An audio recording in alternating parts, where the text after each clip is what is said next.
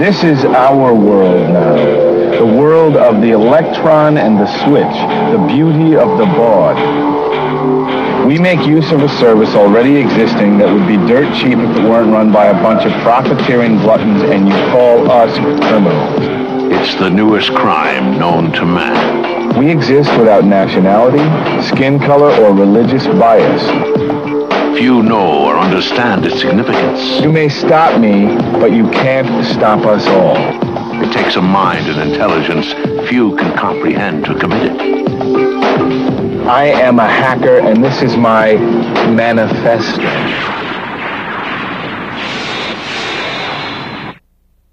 SummerCon's usually been, it was originally started by Taran King and Night Lightning back many, many, many years ago, and it was just as a way to put a face to the name. Everybody's sick. Everybody always would send messages back and forth on bulletin boards. They'd always type to each other over networks, and no one knew anybody.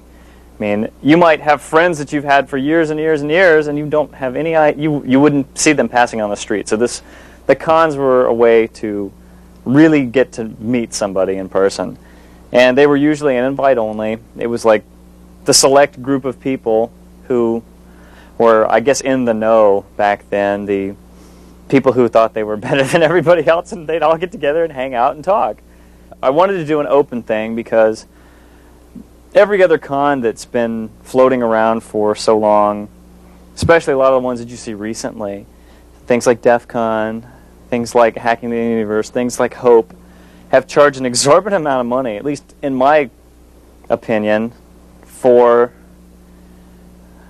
seemingly lackluster or substandard type entertainment or enjoyment for the people who come. And I'm usually the one in the crowd at these things, and I know what I want to see. So when I put this on, I wanted to do something. All the people that were speaking were people that I wanted to ask questions, the people that I thought were interesting, people who knew things that I didn't know, and that's how I based the con. I believe that hackers are a national resource. The communications and computing industry is, if not stupid, criminally negligent. And I think that hackers, in pointing out the holes and the problems with our system, are in fact the antidote, not the problem. I think our country desperately needs a national information strategy. I am very concerned about the fact that the Department of Defense has abdicated its responsibility for defending our nation at home. We have an urgent need for a civil electronic defense, and nobody is willing to sign up to do that. And I think the hackers are, in fact, the Minutemen of the 21st century. You're welcome to visit OSS.net via Gopher, Waze, or FTP. We were on the Gopher Jewels list within a month of starting. We've been on the front page of Computer World. It's not fancy, but it's a start at understanding the Citizens Intelligence Agency, CIA in lowercase. We always have to define indecency by what some senator from Nebraska has to say about it, and I think it's something that the individuals should have a lot more control over. And the net has been good because individuals control the net. It's not controlled by mega corporations. It's not controlled by backwoods senators from Nebraska. It's not controlled by any one interest. It's controlled by each and every one of us. We get what we want out of it. It's basically like reading, like thinking. It's a resource. It's not evil.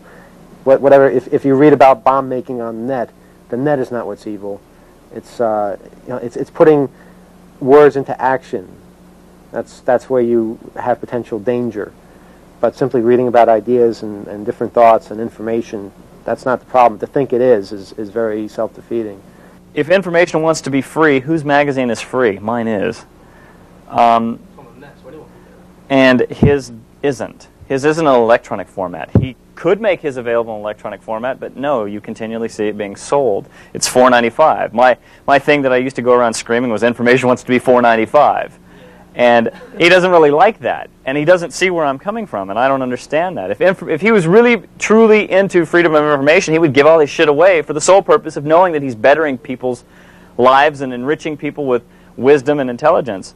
And, frankly, I think information wants to be free is a bunch of bullshit. It's so much political nonsense that people try.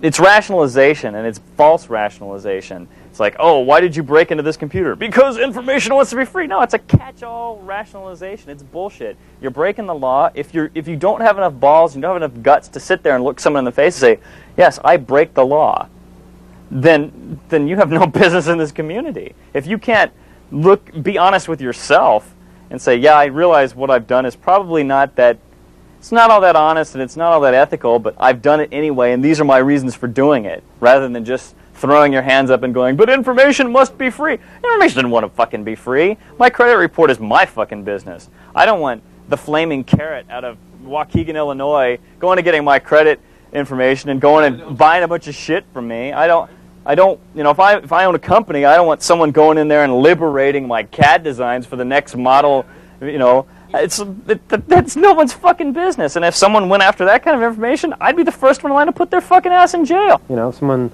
walks into a university that doesn't belong there just to explore, just to maybe sit in on a class or go to the library when they don't have a card.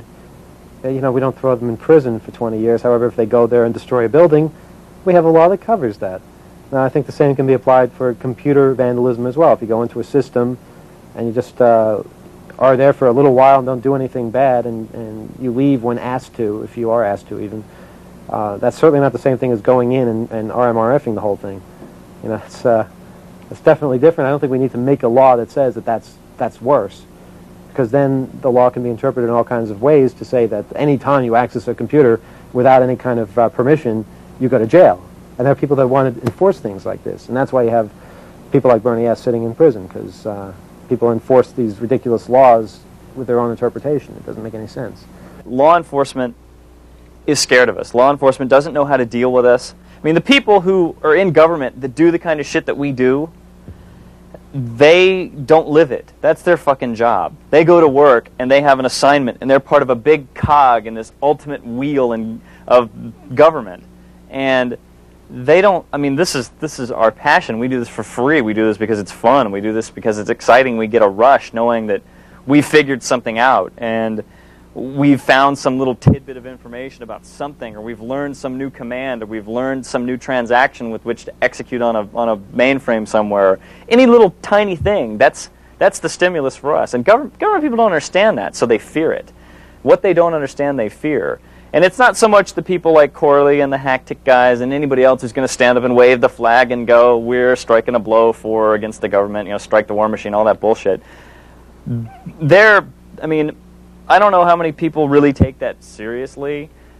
And most of the times when you see that stuff portrayed up in the press, it's usually people trying to do a sensationalism piece, people trying to trump up. They're going, oh, these are the people, and here, you know, and they usually show Eric Corley as some sort of like Fagin-esque dude out of Oliver Twist leading the young boys off the cliff into, you know, that's just sensationalism. But the government, I don't think, really pays much heed to that. They fear because they don't understand.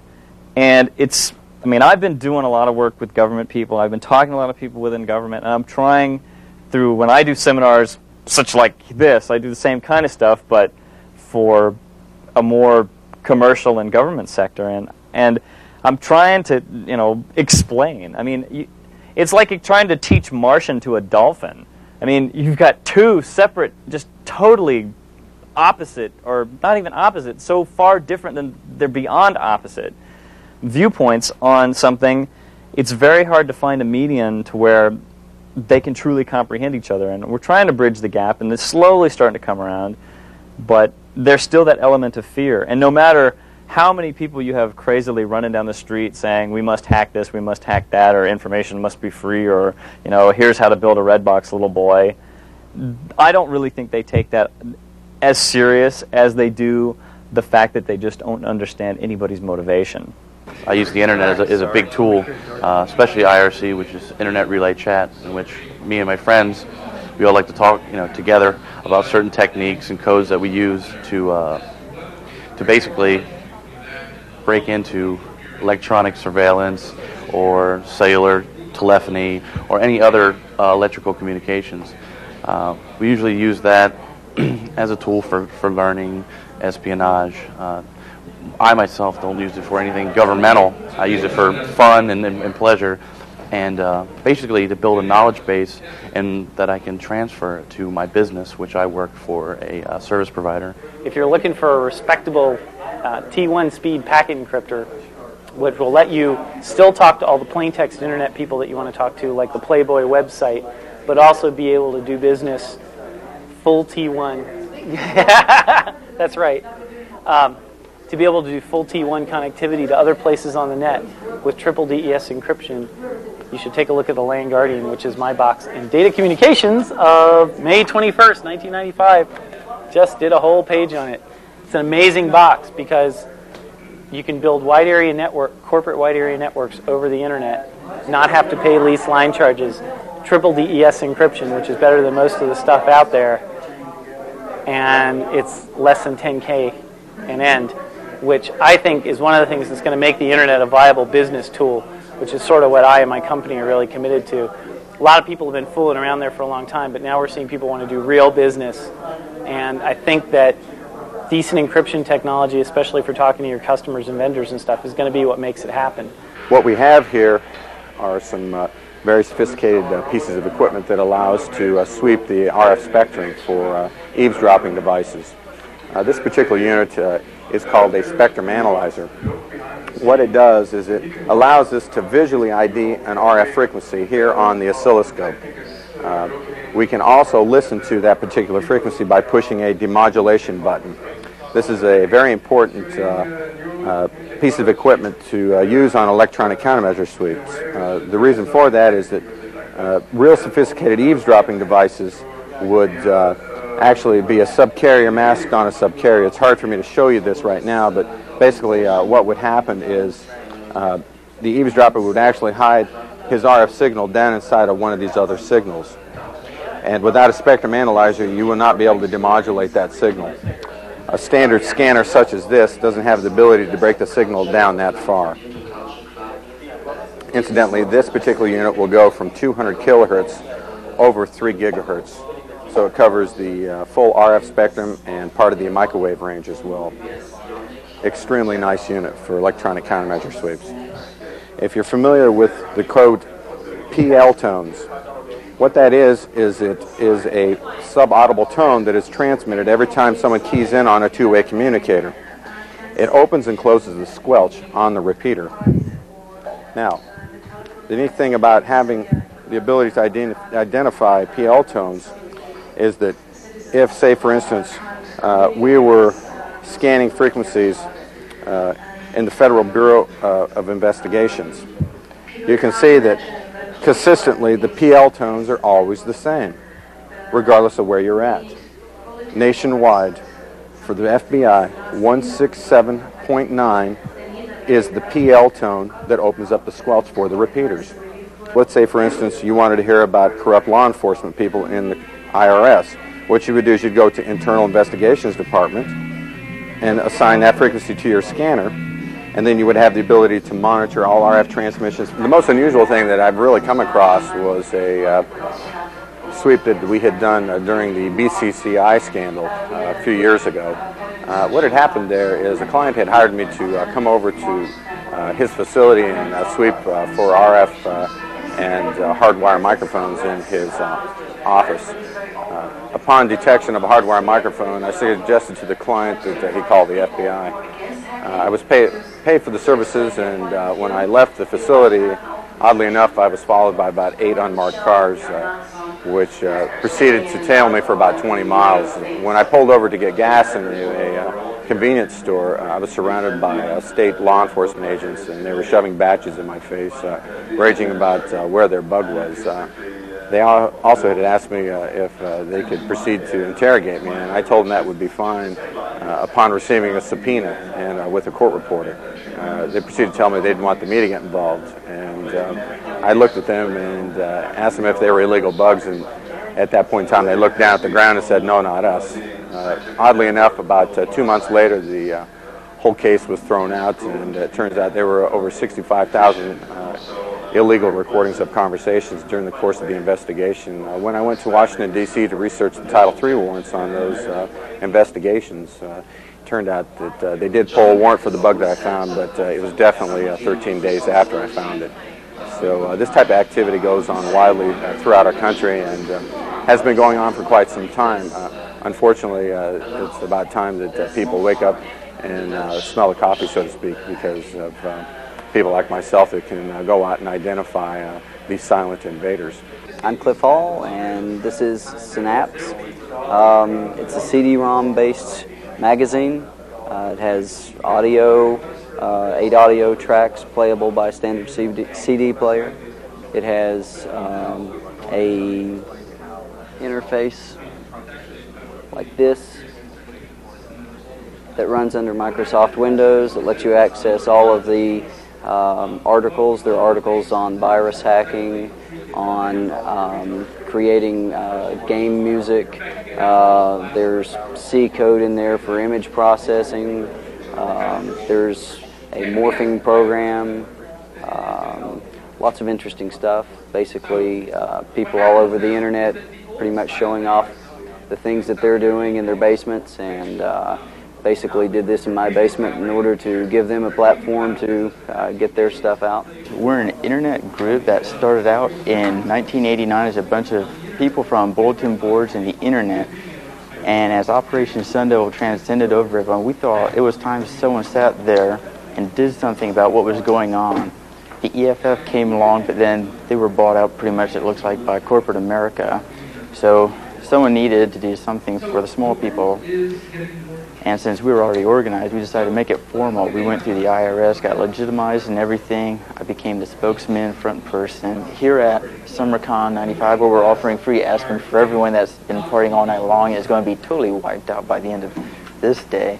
This hotel is probably not going to sit there and last too long, as this area is.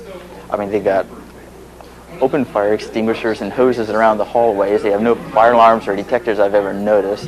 It's a round building with a pool in the center, so everything's going into the pool. It's going to be thrown out of every window.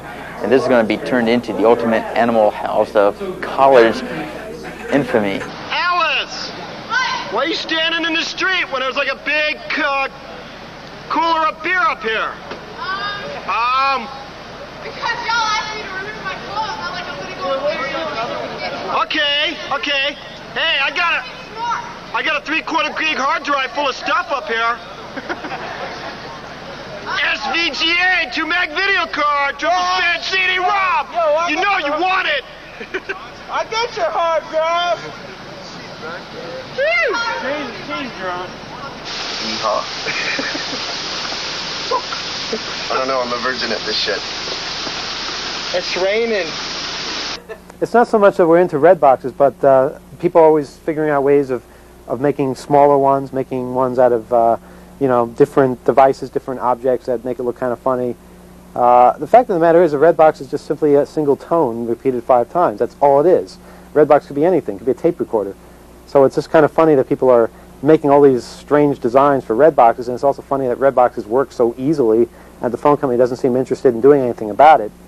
Yet they're perfectly willing to put someone in prison with $100,000 bail for possession of one, not merely using one, just having one. I was inspired to start 2600 because I was on BBSs back then. This was before the net. Actually, I was on the net in a sense. I was on Telenet without their permission, and I just thought it was so incredible that I was able to call a local number and send a message to somebody and have them call their local number, another part of the country, and get my message. It was wild because no one had ever done that before, at least not in my little circle. And we didn't have the means to do this on our own. We had to use Telenet to be able to do it. Well, they didn't think it was all that nice that we did that. But we didn't do anything destructive. We just simply used it to pass messages back and forth. And that was the full extent of it. So in doing so, I realized there's a lot of information out there. People had stories to tell on the BBSs. People sometimes would post, how does this work? And I was saying to myself, a lot of people out here know a lot of things. Yet it's only being seen by the people on this bulletin board. Wouldn't it be nice if people had the opportunity to be able to read it in front of them in hard copy? And so basically we just pulled a lot of these people together and asked them to write some stuff for us. And it hasn't stopped since. They do make an honest attempt to portray the hackers as the good guys. So that's something to be said right there. There's been a lot of you know, simplistic, hysterical type of films that make people like us out to be evil when we're not. So in a way, I think it's a good sign that this is starting. Maybe soon we'll see, you know, a better script as well, a better storyline. What it looked to me like was all the guys in MOD got this guy to buy him lunch and fed him the biggest amount of bullshit that they could possibly dream up in their warped little heads, and he bought it all and went and wrote a script about it. Because none of it's based in reality. It's so much... It's like Parker Lewis Can't Lose with hackers. You know, little kids running around through high school and on their rollerblades, and at one point in the movie, they're all getting together and say, okay, we're going to do it such and such a time, and they, just like that stupid movie, they go synchronize swatches, and all the hands move in the middle of the screen, and they all line up their watches, and it's just, it's awful. It's like a really bad after-school special.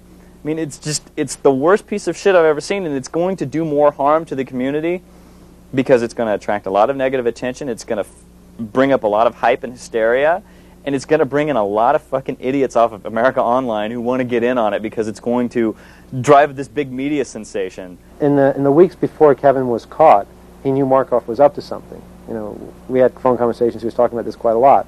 He was concerned. If Markoff was his biggest enemy, as he certainly was, because he was definitely helping to catch him, and he was out to write a story about him, and he definitely wasn't on his side. And this is all. I don't think anyone can really argue with this. But with all that in mind, John Markoff never lost his phone service. He still has a credit rating. You know, he basically lived his life in peace. So I think all the myths of Kevin Mitnick simply didn't come to fruition. I think maybe John was a little bit disappointed by that nothing really bad happened to him. Oh, he said, somebody read my email. Ooh, that's really scary that somebody read his email. I mean, if you're on the run somewhere, and you know someone is after you and they're helping to try to find you, and you can get into their email system, I'd like to know what person out there is going to avoid that temptation to look at the email. I mean, I certainly would if I was on the run already and looking to stay on the run. I would make illegal phone calls. I wouldn't take out phone service under my name.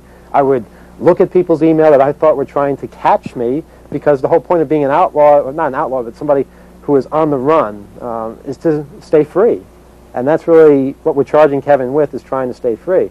When we look all the way back to the beginning of this thing, we find out that the only reason he was on the run was because the company he worked for was suspected of breaking into voicemail boxes that belonged to Pacific Bell. That's it. I mean, yeah, okay. If you log into a system that doesn't belong to you, that's wrong. But this is why someone went on the run for over 2 years and is facing life in prison, which is really what he's facing, because of all these crimes that they've added up over the years of his being on the run. So it's ludicrous. It really is. This is all premeditated. Nothing happens by chance. You do not sign a book deal that fast. You do not sign movie rights that fast. I mean, nothing happens that fast. This was being worked out from the moment that these two started talking about how they could make money off of this. I mean, I think probably from the moment Shimamura noticed someone was on his machine and he happened to talk to Markoff, and Markoff had a hard-on for Mitnick for years, because Mitnick's been fucking with him ever since Cyberpunk came out.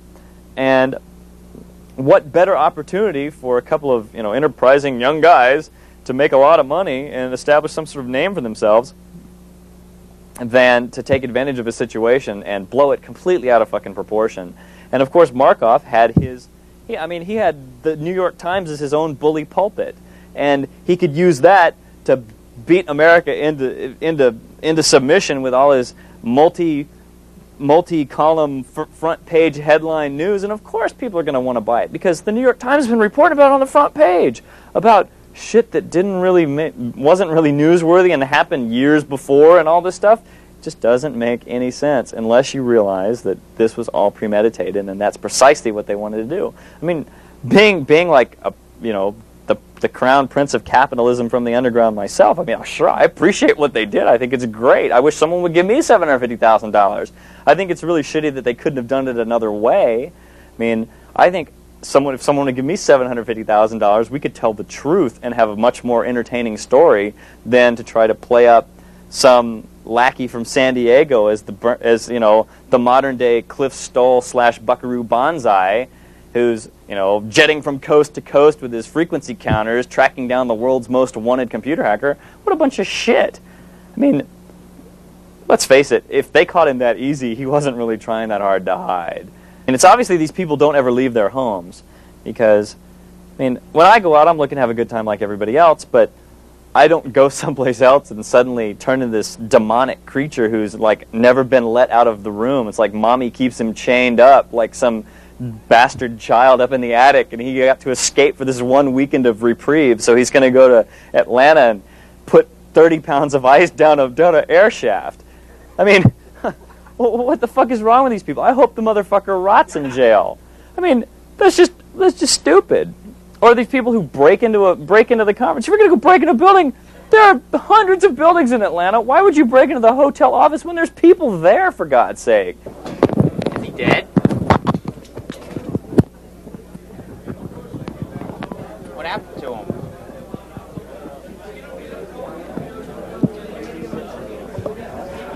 I think he's just drunk. We can take him out of here. Chris, come on, man. Chris! See, I guessed her. Yeah. Look here. No, see this? It's a phone room, right? He's just. Dude, hey, wait. Well, he was unconscious when he went in there. You mind stepping back, please? If it's anyone's fault, it's concern. Everybody need to go back. You mind going back, please? This has nothing to do with you. Get back. If it was your friend, you would have had him up, not in this place here. Then, you mind stepping back? This has nothing to do with you. That'd be a good idea to record this. Damn, that's great.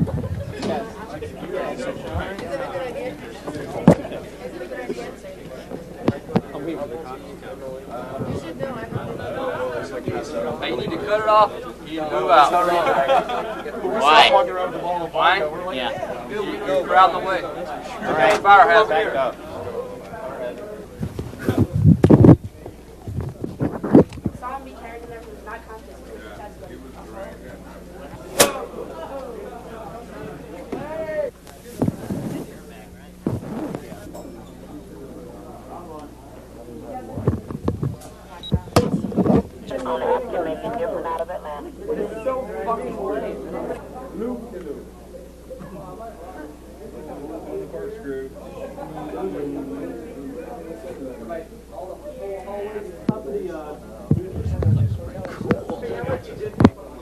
It's like crap in the lines. Okay, he's near the pool. I'm stuck. Is it like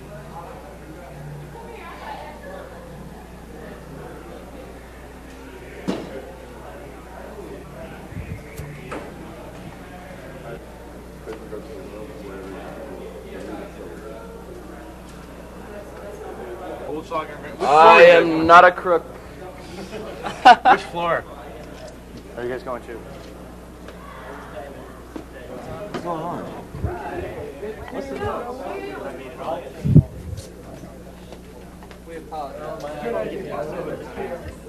Oh boy.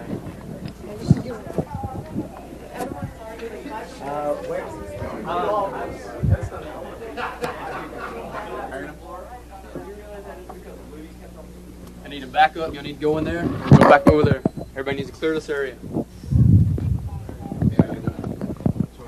I need to go in there. I need to go back over there. God. Go back. All right, back on in. Go back in. Hi.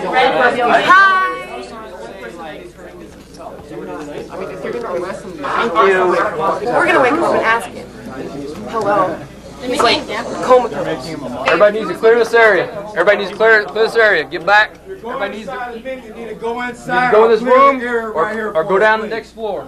Clear the area. Either go in your meeting or clear the area right here. What's going on? Clear the area. Can you hear? Clear the area. Move to the side. Need to go. Move to the side. Everybody needs to go. Do not use that elevator. You told us to leave.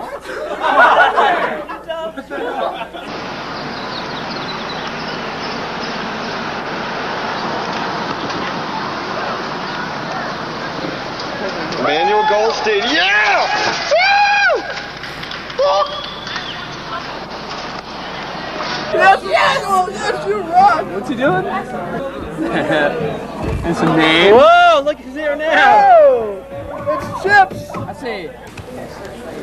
Well, no, I should have just seen it. Pops. Go Speed Racer! Go Speed Racer! Arizona hoses!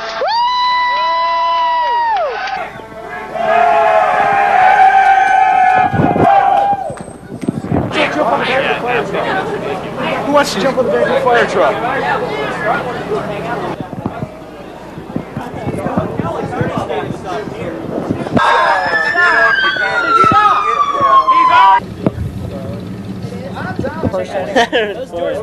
Say, look, hey, look up, man. We got a posse here. Look at this.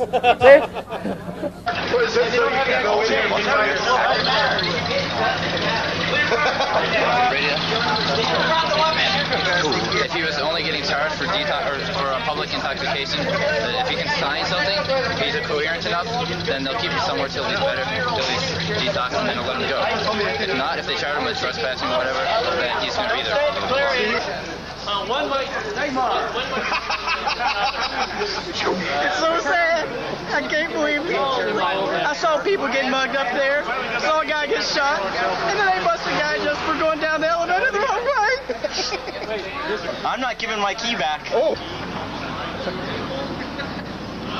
That he was in a room that they said he was trespassing, but it didn't say no trespassing on the door. The door was not locked. In fact, there was no doorknob.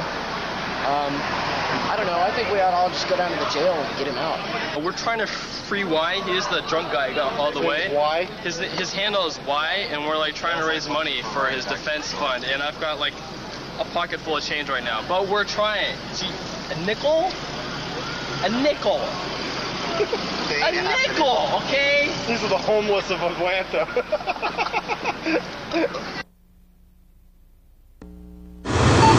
The other day, and they were forever grateful for that. They weren't grateful, they were pissed. What? I said they were pissed, and you know it. Call you back. You're using AT&T currently, and we'd like you to switch over. We can give you $5. Would you like to switch over? You can hear a needle drop. Sir, ma'am, we'd like you to switch over to MCI. You'll save a lot more money. You're interrupting our personal private life. We don't care. We don't care. This is an advertising. Isn't that disgusting? Watch your language. I'm going to report you to the police. Police can't do anything about it. This is advertising. It's perfectly legal. Is that on your line? It's on my line as well as yours. Come on, MCI will save you money and you'll have a clearer connection. Are you willing to switch over? I'm going to call you back. I'm calling the police. Go ahead, bye. Bye. Bell Atlantic operator lead number 1158. Yes, this is Bell Atlantic. I was just making... Yeah, fuck you, Bell Atlantic. Did you hear that? Yes, ma'am. If you don't switch to MCI, we're disconnecting your line. Yes, I'm going to transfer you over to the supervisor, okay?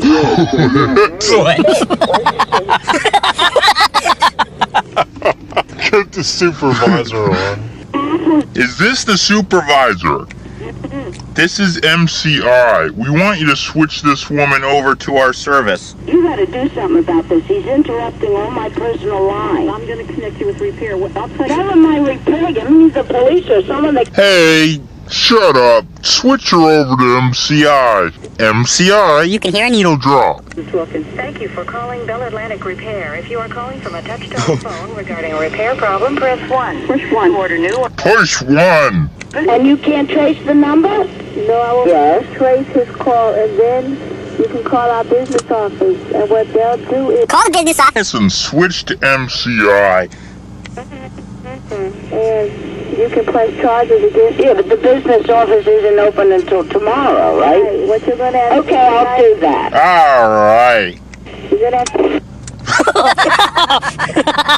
Hello? This is Pedro. Pedro? Yeah, hi. Want to go on a date? Don't want to go on a date? Yeah. Pedro, why are you on my phone? 'Cause we're friends. What? Pedro? Yeah? Yeah, on that phone. Can you hear him? Yeah.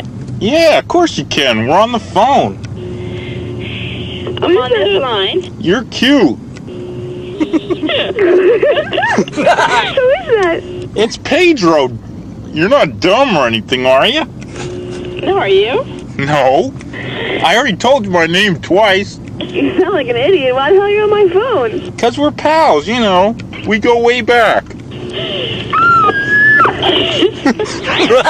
I'm gonna go. Hang on. Wait a minute. Go take that guy's office. Oh my god, yeah. What was that? That's Penny? Yes. I knew it. No, but... on the phone. And this kid named Pedro, who knows? You know me.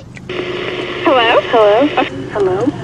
Fishes is incorrect grammar. We're here to correct you. It's fish. This is the Grammar Patrol. Hello, ma'am. Yes. Okay, are you going to switch over to MCI? Could you please tell me why you're on my line? I am not an MCI customer. Because we're the phone company. We can do whatever we want. You can't do shit, mister. I already just had a fight with Heartland's Communications. They had to pay me every penny they took. You people gotta be kidding. Come on, would you switch over? You'll save a couple bucks a month. I wouldn't switch over for anything. I'm keeping AT&T. No way. Yes, I am. Then we're going to cancel your service. You can cancel your sister's ass. Whoa, all right, that's it, ma'am. That's a federal offense. But call the mayor, call the president. I don't care who the hell you call. We're calling them all. Thing that I pay for. Okay, expect your phone disconnected by tomorrow. You lie. You son of a bitch. Get off my musical line.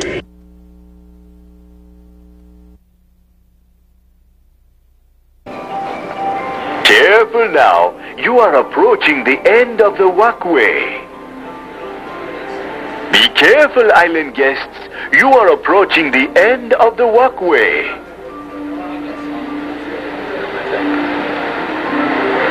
Watch your step, you are approaching the end of the walkway. In the true tradition, I'm going to ramble my introduction.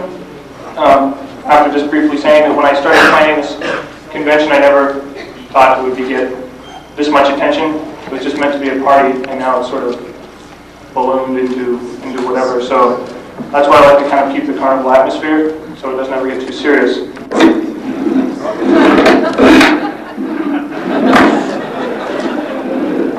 Okay, good. We have the first giveaway, a cellular phone. The AT&T 3610, donated by an anonymous source. And if you possess the lucky ticket number, oh, it's ripped. If you possess the lucky ticket number, 457 of the last 3 digits, you are the lucky winner. Okay, here's finish. Cryptography is a hot topic these days. You know, a lot of people are interested. My book has sold an awful lot of copies. There are lots of products. I get calls, I get email. The SiteAcrypt mailing list is just getting bigger and either more or less interesting depending on who you ask. It's really getting to be something that everyone cares about. Newspapers are reporting insecurities of computer networks all the time. We're now looking at electronic payment systems over the network and cryptography associated with that. We're looking at ways to deal with secure credit card numbers, secure telephone calls. Companies now are waking up to the fact that people are listening in on their communications, and that their data is valuable and people want to get it. It's, more and more people are getting interested in this. More people want to use this cryptography. And that really bodes well for the privacy industry. On the other hand, we have the forces of the U.S. government at work. Anybody from the U.S. government raise their hand? You guys know who you are. There's a strong push in this country against cryptography and against the widespread use of cryptography. And what I want to talk about is the kind of things we're likely to see in the next 5 to 10 years and how they might affect us and what we can do to sort of nudge them in directions that we think might be better. So it's clear that the future is going to bring more widespread use of cryptography. PGP is a good example of that. Many, many more people have that than use that, but there are a lot of people that use that. And as the user interface gets better, more and more people will use that. The whole Clipper initiative by the US government showed us that while people aren't willing to buy a Clipper phone, there are a lot of people who are interested in secure telephones. And that people would use secure telephones if they were actually secure and reasonably priced. It's more clear we're going to see more digital signatures in use. Even the US Post Office, the people who deliver your mail want to get involved in digital signatures. IRS looking at digital signatures for electronic submission of tax forms. We're going to see that in electronic commerce over computer networks. That's going to be more and more ubiquitous as the years go. Less clear is exactly what all these measures are going to protect against and how they're going to protect against it. Cryptography isn't an on-off switch. It isn't like you use it or you don't. You're secure or you're not. There's better cryptography, there's worse cryptography, there's good cryptography, there's bad cryptography. And sort of the degree of cryptography we're going to see is still very much in doubt. What'll protect somebody against a coworker might not protect them against a dedicated hacker or a dedicated, someone who really wants to break in. And something that'll protect against those sorts of people won't protect against a major government. It is absolutely impossible to run a really decent clandestine operation out of a U.S. embassy when you're a yuppie throwing around money, working late, and coming in on the weekends. It gets real easy to spot the spook. And I will one day have a conference and we'll give out Spot the Spook t-shirts. But I'm real pleased. One of the things that I have done for the hacker community, I think, is encourage my government colleagues to come to these things. At Hope, we had 3 really great-looking teams of 2 men each wearing shorts, pressed t-shirts, and black shoes from Air Force Intelligence. But they were nice people, and they learned a lot, and the fear factor is going down. This is what's important. This is what's very important. The U.S. government is starting to figure out that maybe hackers know something the U.S. government needs to know, and that maybe hackers are not the poison, they're the antidote. And that's what I'm all about. When you go around saying the emperor is naked, what you're really doing is making up for communications and computing industry that is criminally negligent. Okay, security is out the window. We have a system that sucks. As you know very well, it is wide open, it is a gauze tent, and there are lots and lots of kids with matches out there. Unfortunately, we're now starting to see a marriage between criminals with money and hackers without money. And that's scary. That is very dangerous. In Rotterdam, hackers are running credit checks to help criminals decide who to bribe in the Dutch government. Hackers are running telephone traces on key people in the Dutch government. Now, in the past 3 years, it has been a deep privilege for me to be taken into this community and to become friends with many of you. And I know that all of you are in fact bright people pushing the curve. Shirley Turkle's book, My Second Self, Computers and the Human Spirit, still is the best definition of hacking on the face of the earth. It's the right stuff. It's pushing the edge of the envelope. Most people don't understand that.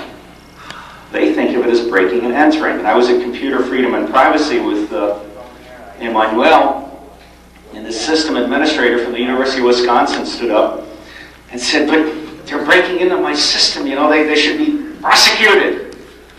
And I thanked him for standing up because he represented a very significant portion of the earth that just does not get it. Okay? The housing analogy, and I share this with you because you are the ambassadors of hackerdom. And I really, in the nicest possible way, think you have a responsibility to educate the media, Larry Lasker, Jeff Apple, who's coming tonight. The house analogy, breaking into a house, is bullshit. Okay? Houses have locks and doors and windows and roofs and shingles and all this crap. Dogs barking. Okay?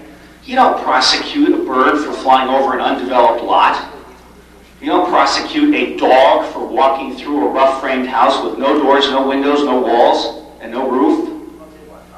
That's what our communications and computing industry is today. Would you agree? Okay? We need to help the press understand that bad law is not a substitute for bad engineering. Let me go over that again. Bad law is not a substitute for bad engineering. We have raised an entire generation of overpaid computer programmers that haven't got a fucking clue about security. Unix! Yay, Unix! In the discussions and getting organized for this year, I said, well, I'm going to make this easy. In case you haven't noticed, this is a Spot the Fed t-shirt with a bullseye target on the back. On the bottom line says, retired, 1/2 point. So everybody in the room now has a half point. I went to college like all good FBI agents do. Guess what my degree's in? Not even close. Hey, history! A BA in history. Wasn't even a BS. It stands for something else. Bullshit. No. But anyway, I majored in history. Frankly, we didn't even have computers back then. I remember the slide rule days. A calculator was $500. Now I'm only 29 years old. Anybody believe that? No. But anyway, I had done some tweaking ability algorithm cases back in 1979, which was a fraud against the government, a major company. And plus I've been using them for essentially all of 1980s rather. And so they tapped me and said, we need somebody to look at this whole computer crime stuff we're doing and see where we are. Well, 3 guesses. I can tell you, because you already know. What we found out is DOS, okay. Now, anybody in this room think DOS is an operating system?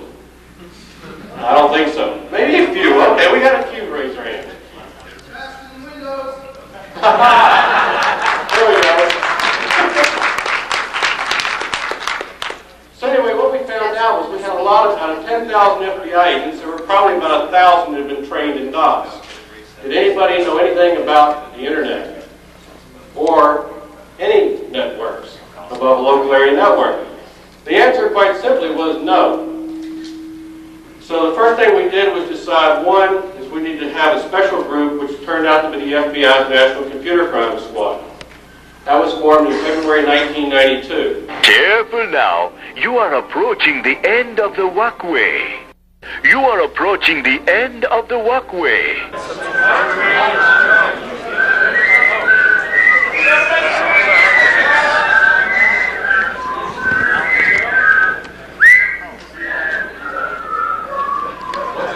According to 87% of hackers surveyed, the best bathing suit ever invented. The tea bag. 200. Things we could do without them. Come on. 535 members without a clue. What is Congress? Yes.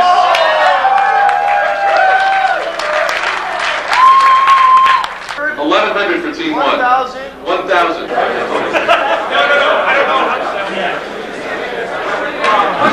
Chad, are you going to play later?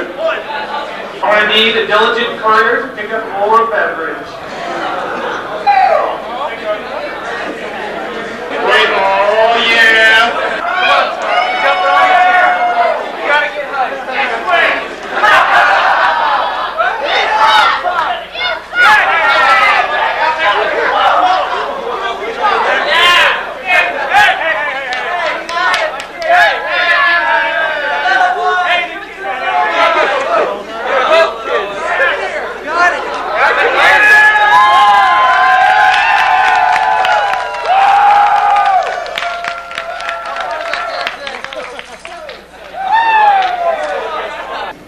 look back to the early 1980s, viruses were not an epidemic. But what's happened with the curve? We go along and we have this steep curve that came up at some asymptote in the curve, in the numbers. Same thing with quote-unquote hacking attacks. Very, very low numbers, and then it got real steep as the connectivity got there, more people got online, et cetera, et cetera. The power output is a function of time. When we talk about a 100-watt light bulb, that's 100 watts of continuous power going over and over. We call that 100% duty cycle. If I release 1 watt of power as is measured in continuous duty cycle, if I release that amount of power in 1 microsecond, I'm releasing a 1 megawatt spike. So we have an issue of frequency, distribution, noise, and time for discharge of a particular pulse. So it's fairly easy to get up to a fair amount of power fairly quickly. The military has a very active program called Directed Energy Weapons, DEW, and it's all secret stuff, so let me tell you about it. They,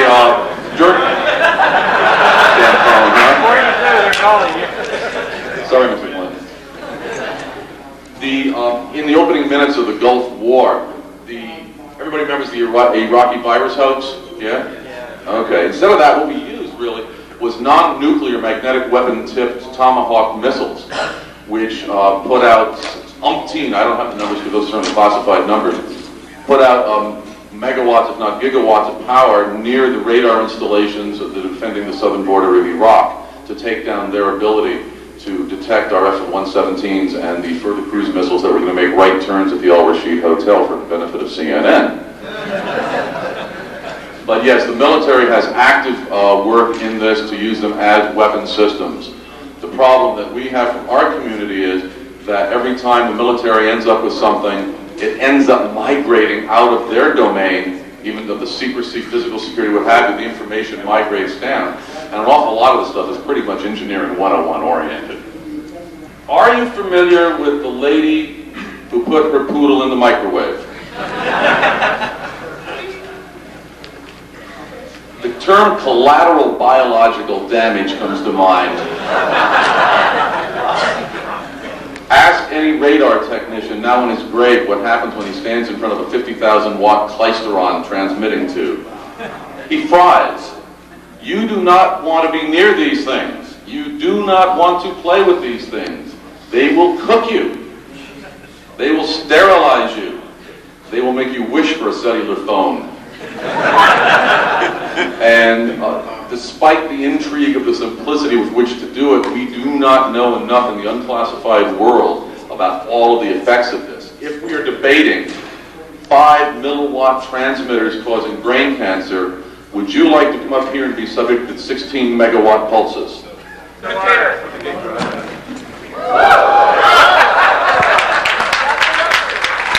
Caffeine, drugs, lack of sleep, and a whole lot of stress. All right. Which is the normal condition, but usually I manage to consume at least some amount of relaxation. When I die, I do want to go peacefully in my sleep, rather than screaming. I fucked this up. Let me try it. When I die, I don't want... Someone could have helped read. When I die, I want to go peacefully in my sleep like my grandfather did, not screaming my head off like the passengers in his car. You would go to this mysterious black mailbox, a rancher's mailbox, about 120 miles north of here along a remote, desolate highway, where you could go any Wednesday night and see flying saucers on demand. What was nice about that story was very specific, a mile point, 29.5. You go there, and I went there from Boston, and I saw fantastic lights in the sky, UFOs everywhere. But eventually I learned what those things were, and everything that I saw was a flare connected with the war games exercises. I have a lot of exotic aerial lights that can be UFOs that you're looking for. I learned to dismiss these basic stories. I don't think people are seeing UFOs out there. I think most of those stories are ridiculous. At the same time, I stumbled upon the Bob Lazar story and found that that's more deeper than it seems. And found that that there is a story there that is worthy of investigation, and that's when I basically picked up the news and came here. I can't say that it really advanced my knowledge that much in 2.5 years. I still don't know what's out there, but at least I know what I don't know, and I know what isn't a UFO and what could be possible. You can drive from Las Vegas. It's about 2.5 hours. You can drive down this long dirt road, very scenic, straight dirt road across nothing. And down to the border, we'll see the keep out signs, and you'll see what we call the camo dudes up on the hill, the anonymous security patrol. And, you know, they're there for your entertainment. Play some games. But don't cross that line, because then you have no control. But always keep your camera right here. And if you have any problems, just... I've been here for about 2.5 years. I was brought here by the aliens. Picked me up out of Boston, stuck me down at Area 51. I used to be a programmer. I worked in C and in banking systems. And was pretty successful at that. I was looking for new adventures. Right now I'm a full-time political activist, essentially, and professional irritant who's out to expose the secret base at Area 51. I think that there are issues of accountability here. I'm working to make the military more accountable here at Area 51. I'm a force for greater openness. I'm not saying that there should be total openness. I'm saying that there should be somebody on the outside who's pushing to make the military reveal more of its secrets. Because if there isn't that force, then the military has free rein and we will lose control. The military has set itself up. The best way to attract attention to your military facility is to make it a secret base. Everybody loves a secret base, and everyone wants to come here to see it. They acknowledge the base only in a very minor way. The Air Force has issued a statement, a one-sentence statement, which says the Air Force does have facilities at Groom Dry Lake. It won't say what those facilities are. It won't say whether it controls the base at Groom Dry Lake. This could be controlled by some other agency. We don't know. It certainly won't give the base a name. There's a lot of radio traffic. There has to be coming out of this restricted zone. You have security guards talking to other security guards. You have air controllers talking to planes in the sky. A lot of that is going to be open traffic. You will be able to find it. All you have to do is be there at the right time within line of sight. That's the big problem for people. It's hard to monitor that sort of area from Las Vegas, say, or from Southern California. You have to be there. For many months, the security patrols that patrol the border broadcast in the clear. Anyone who was going down there could listen to how the security patrols were monitoring you. That's now encrypted. But the air traffic, the air control traffic, that's still in the clear as well. You can keep track of every plane that comes and goes out of that area just by listening to the radio. The nearest town to Area 51 is the small town of Rachel, which is essentially a mining town until the mines closed. There's only about 60 people there. That's 30 mobile homes. People are employed variously by the little alien or by a local farm. Only 1 or 2 are employed in any military capacity, employed as maintenance people for the base. They are highly skeptical of the UFO watchers. Let's say they have more credibility for the UFOs than for the UFO watchers, because they see the watchers coming in telling all sorts of fantastic tales about things that they clearly know are flares or whatever. But like every community, these people are concerned with their local affairs, and a base that's over the mountains could be 1,000,000 miles away as far as they're concerned. I still have an operation in Rachel. The Area 51 Research Center is still operated in Rachel. I have 1 employee who keeps track of these orders for books that I sell. The rest of the time I live in Las Vegas, overlooking this terminal where all workers take off to go to Groom Lake. It's an airline terminal where 737s land. The vast majority of the workers at Area 51 commute every single day. There are lodging. There is lodging. There's dormitory lodging up there. People are free to spend the night if they want, but people hate to do that. People want to get out of there as quickly as possible. They want to come home. I've talked to a lot of people who have worked there in the past, and the general rule of thumb is the further back in the past that they worked there, the more willing they are to talk. People who worked there only a few years ago are as good as people who work there now. They won't talk. They're terrified. They feel that they'll be thrown in jail if they do. I honestly don't know what's happening at Area 51. If you're talking about the Groom Lake base itself, there's probably nothing too exotic there right now. It is a testing base for secret aircraft. It is a facility for the testing of stealth, of radar profiles of existing aircraft. There's a lot of fairly routine projects going on there that are probably classified, and classified for a good reason.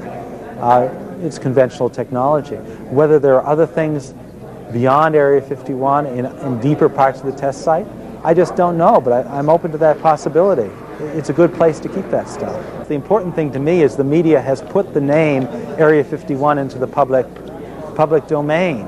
That has an enormous effect. It means that everybody is thinking about it. It would certainly be nice to have another news magazine do an in-depth investigation, but I know that that really doesn't happen. We have to do the investigation and lay the story out for the media on a platter. That's the way it works.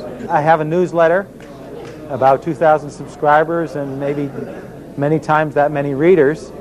That's my way of getting the word out about what's happening. But the web is a vital tool now. The web is a way to freeze information in place.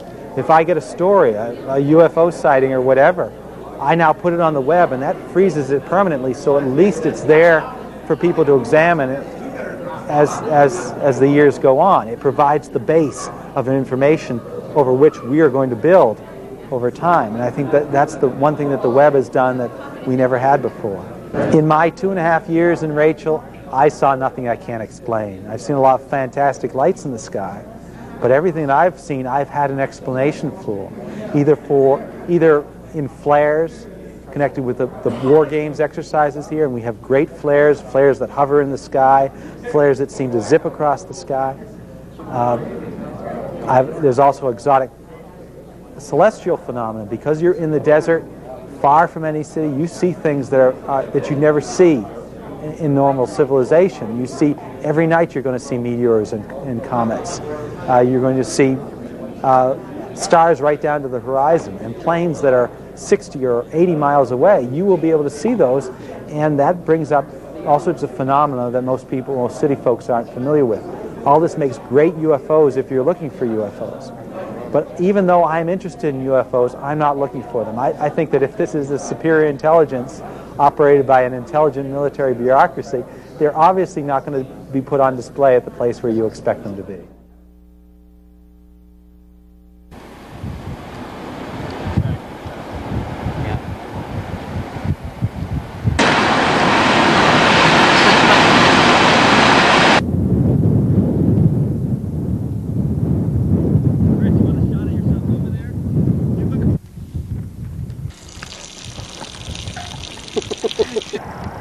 So fucking weird coming out here. Area 51, first stop on the way, Rachel, Nevada, and the alien. Because they're going on the angle. So I was looking for something to front and left.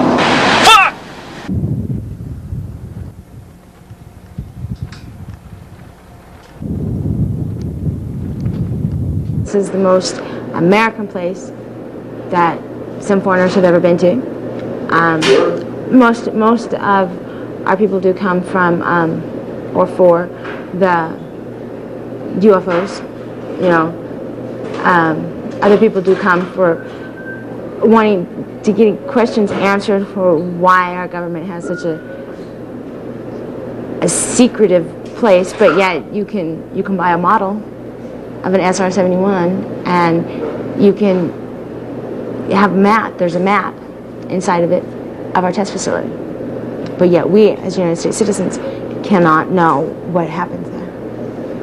You know, it's basically, you know, down home, good food, good company. You know, we're an exchange place. You know, you're welcome to tell your story and to hear other stories, and you're never. No one would ever be laughed at or feel humiliated by asking a question or, you know, receiving one. It's just open honesty, you know, good humor. We have fun. It was relatively late at night, early morning, and we saw what we describe as the Star of David, or Star of Bethlehem. It was the most, it was the brightest star I've ever seen. It was like somebody just turned on the spotlight in the sky. And it changed from an luminous white to a yellow to a red, a green, a blue, and a white. And proceeded to follow us from Hancock to Warm Springs, which is roughly 110 miles past here, down Highway 375. It bounced around in the sky like a ball. It went counterclockwise and clockwise. It started to the left-hand side of us, then to the right-hand side of us, and then in front of us, above the horizon of the summit, Coyote Summit. And I mean, it played like if a child were bouncing a ball up against a wall. It was just astronomically uncanny. I mean, it was weird. And to have it follow us for the distance that it did, you know, it was pretty startling to us. You know, although I won't say that we were afraid, because we were pretty much at ease with it. You know, pretty much laughing and joking along with it. You know, check it out. You know, I know that, you know, stone cold sober. You know, and stayed with us until approximately the sun came up the next morning. You know, and since then we felt that at times we've encountered the same thing, you know, in different occasions in different areas of the Western Hemisphere. You know, we'll say, but no, nothing that, you know, some people would think it would be extraordinary, or, you know, it could have been out of this world, but then again, it could have been of this world. You know, we don't know, because out here they test and they fly so many things in so many different manners that you never know what it is. You know, it could, you know, some people say, oh, it was an orb. You know, well, I've never heard of an orb. Like I say, bouncing like a child's ball. You know, and it's 410 miles, and you know, we stopped alongside the road. We watched it for a good hour, and then we continued our journey, got to where our destination was, and we sat on the tailgate of the truck, and we watched it until the sun came up. The sun came up, it bounced 2 or 3 times more, and then it was gone. Right now we're in a four-wheel drive vehicle headed to a vantage point where we could possibly see some activity. So we got a couple of police scanners scanning the different ranges of UHF, VHF, and microwave using an AOR, AR8000, and a Optitronics Scout frequency reader. So if there's anything local, we'll just pick it up and snag it on the opto unit, which will program the scanner it'll listen to. Okay, right now, just so we get a bearing here, that's the moon. We're tilting down here, and almost our human eye is very hard to see it, but what we're pointing the camera at is supposedly Area 51. Infamous Area 51.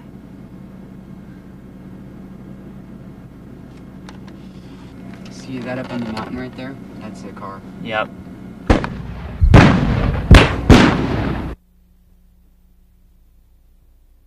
My name is Peter Kavicki. I'm the special agent in charge of the U.S. Secret Service Newark Field Office.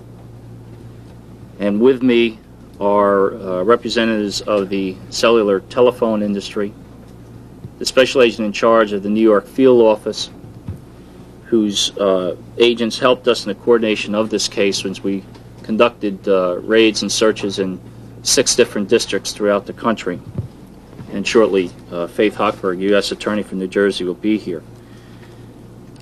Operation Cyber Snare, as we dubbed this, occurred or began approximately in October of '94, when we had the idea and we planned what we would need with the assistance of the industry in setting up an undercover bulletin board sting operation in which we would catch hackers at their trade when they had broken into data systems and were placing the fruits of their crimes up for sale.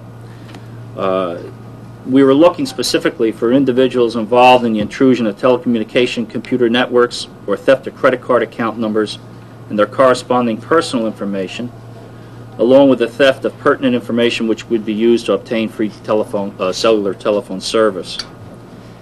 And I have to say that the success of this operation really depended upon some very great cooperation between the United States Attorney's Office and the assistants that handled the case with our investigative agents and the private industry.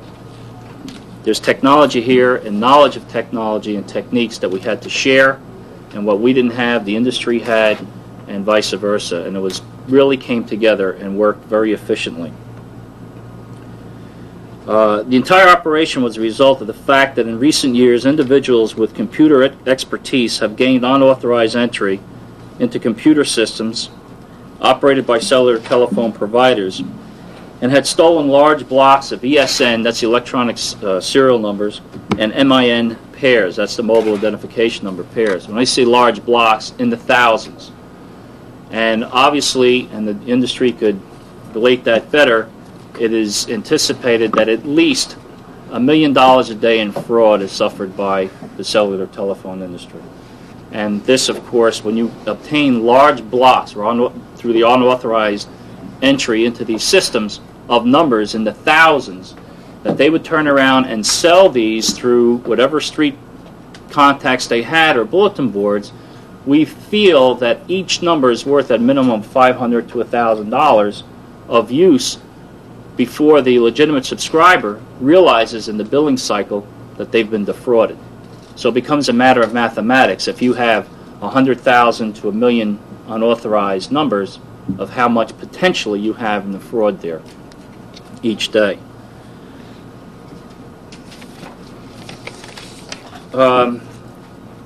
In January of '95, a special agent of this office who's been highly trained in this sort of technology began a computer bulletin board entitled Celco 51.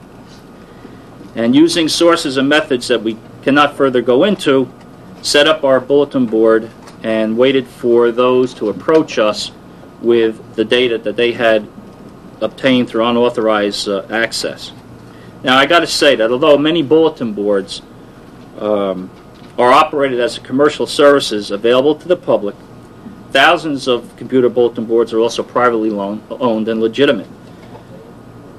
The components that people need are a modem, telephone line, and communication software. The computer bulletin board may also include various preferred hardware, software, networking hardware and software, password and data security devices, data and other documentation. The main purpose of the investigation was to identify the individuals who were involved in the intrusion of the telecommunication computer networks.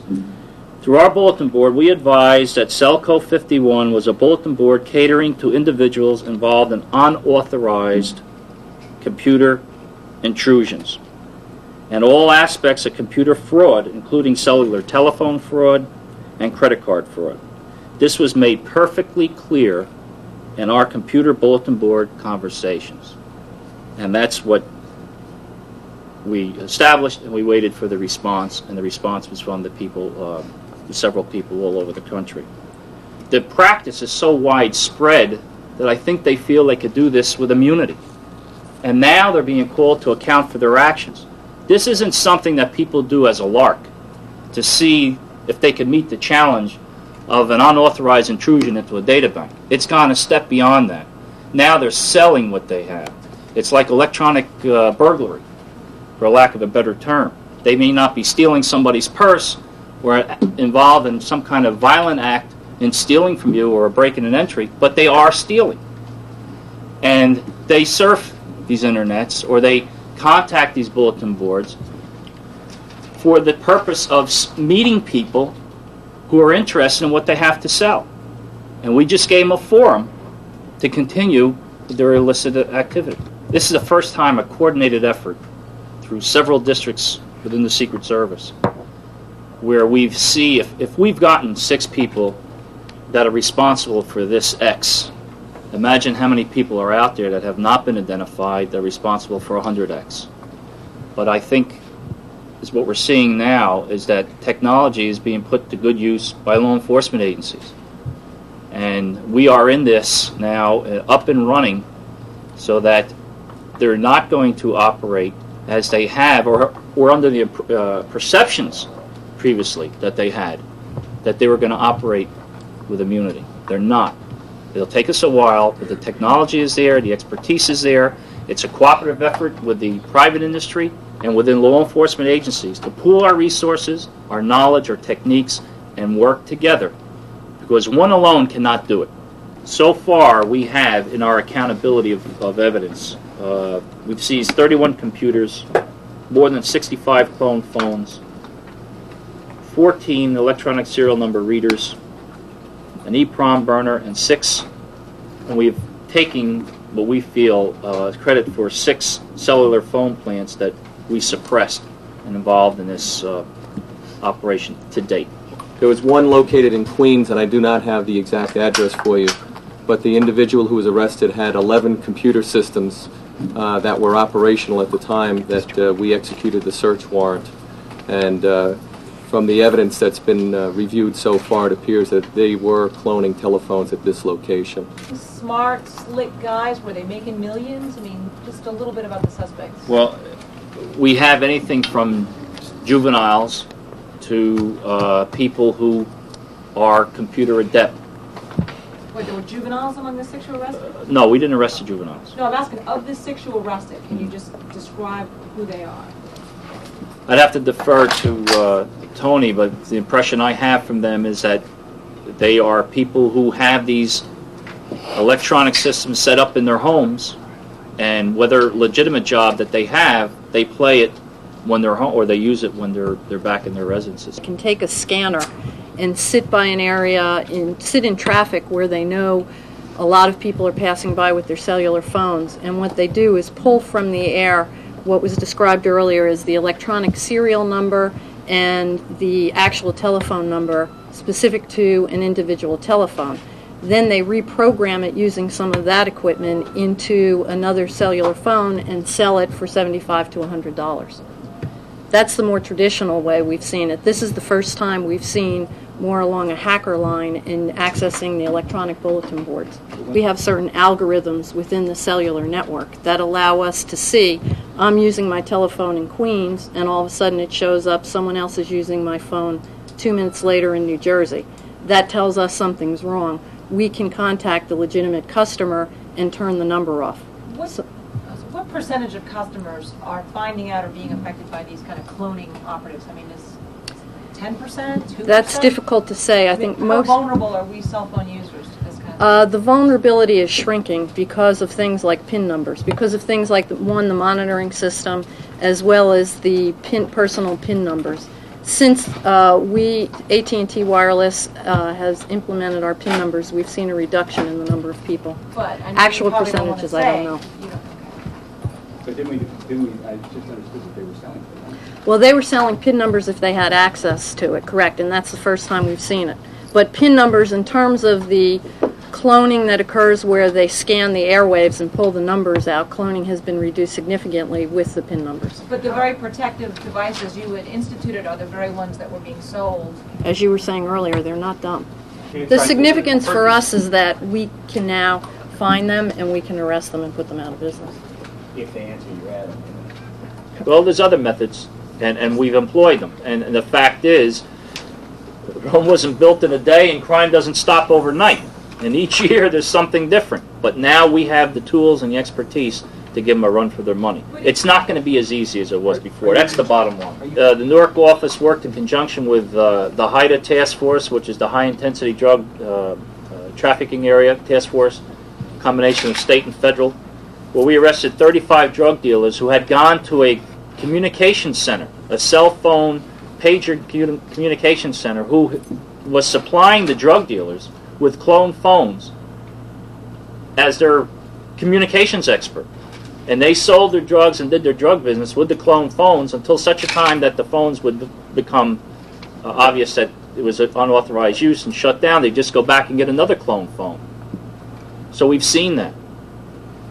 People that may not have more than a third grade education But our multi-million-dollar drug dealers are using state-of-the-art technology in the furtherance of the drug trade. They're just finding people that know how to do it.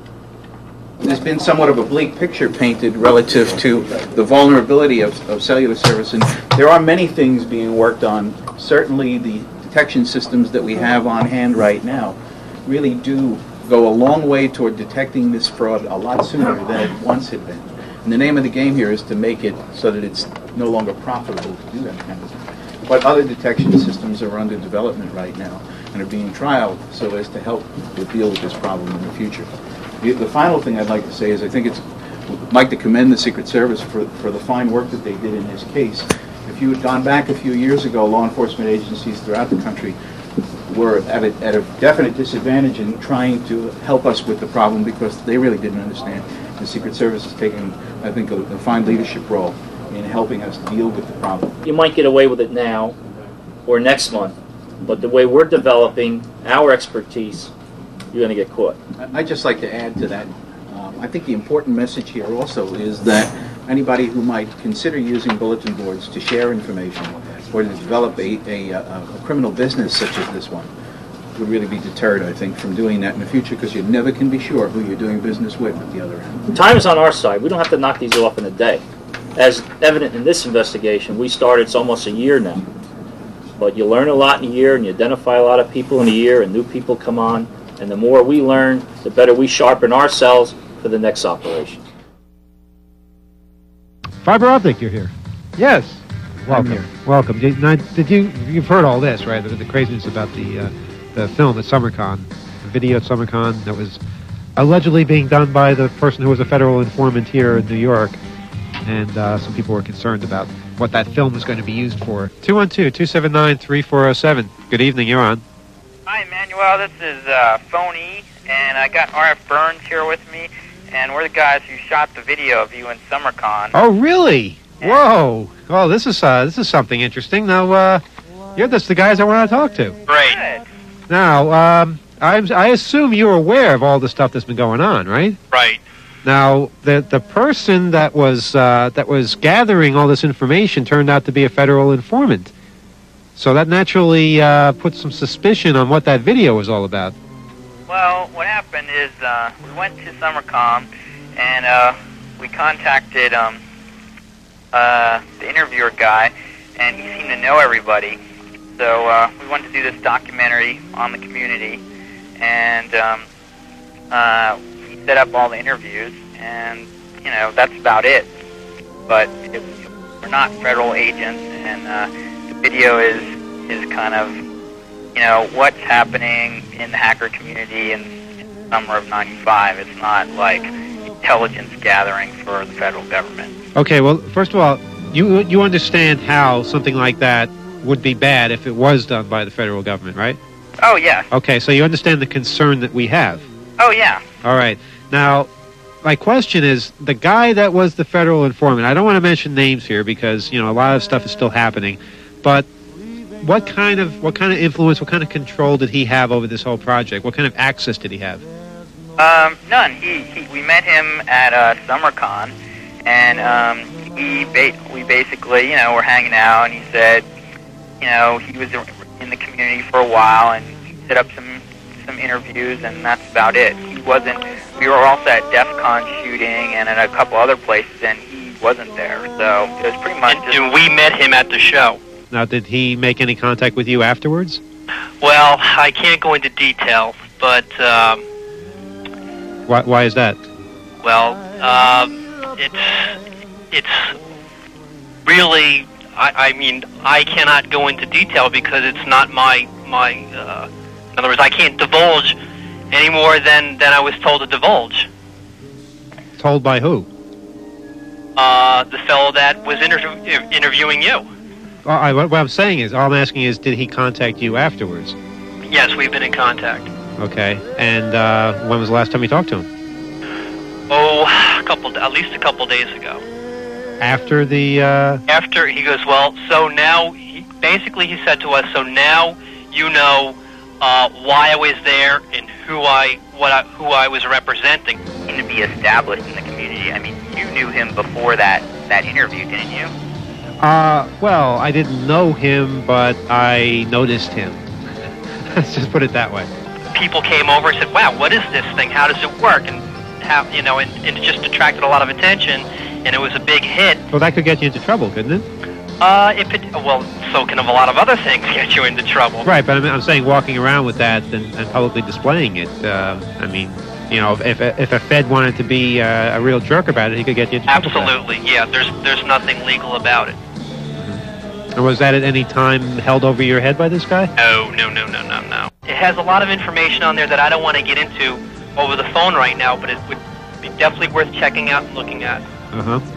Well, let's just hope the federal authorities don't feel the same way and they don't pressure you to not release this or to give them a preview or all the footage or something like that. Are you prepared for that?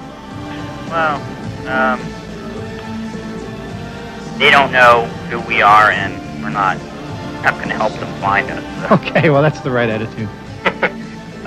Yeah, the video's not intended for them. It's meant. It's basically just showing cool stuff that was happening this summer. That there will be some stuff on this whole incident. Are you on a cellular phone? Yeah, he just dropped. He's on a cellular phone, isn't he? Yep, that's exactly what he was on. Wow. What a bizarre story. Someday somebody will make a film about it. Be careful, island guests. You are approaching the end of the walkway.